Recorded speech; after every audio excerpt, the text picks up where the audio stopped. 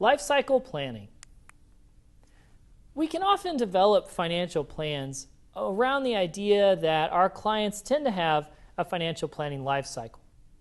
And that life cycle doesn't imply that everybody's the same.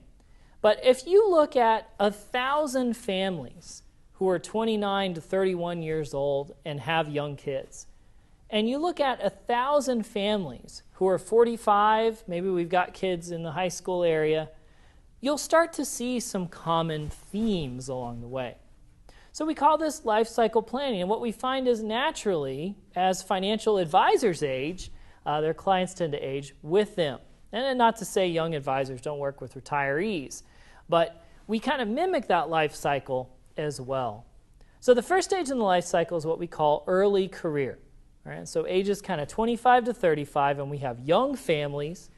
Generally, we're just getting married, the friends are just getting married, maybe even a round of divorce is thrown in, but the early career, we're just starting out.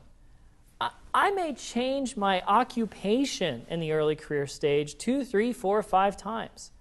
I may go from high school teacher to car salesman, from car salesman to banker, and from banker to broker. Okay, that early career phase, I'm not just changing jobs, I'm changing occupations as I go through. And in 2011, today's early career, we have a really tough time finding jobs. And unemployment for that 22 to 30-year-old range is quite a bit higher than the other demographics. Career development. Now we're looking, we have a house. We've got the kids are being raised. Okay, so career development, our earnings start to pick up. And we typically look at a career development individual may have employee benefits advice. We really want to maximize that retirement savings, getting it going early.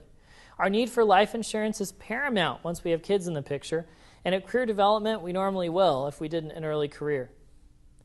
Peak accumulation, the third life cycle phase, is right before we've hit that golden stride. Okay, usually happens around 50. Our earnings are higher than they've ever been.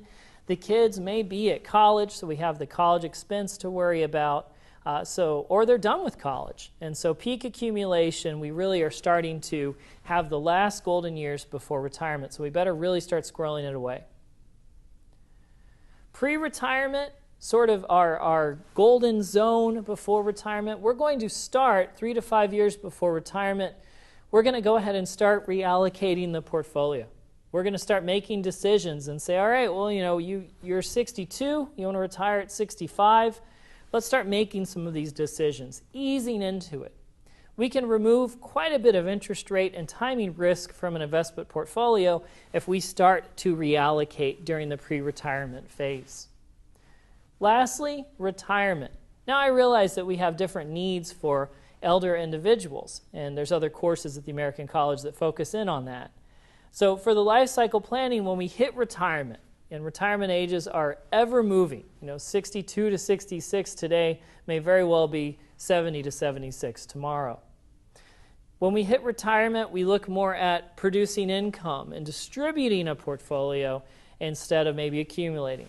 Insurance doesn't become a survivor needs supplement. At this point in the game, insurance becomes something that we use for estate transfer and liquidity. Life cycle planning. Again, every family is different and every family is unique. But if you look at 1,000 families in each cycle, you'll really start to see some similarities, and it'll help you develop some real efficiency in your financial planning.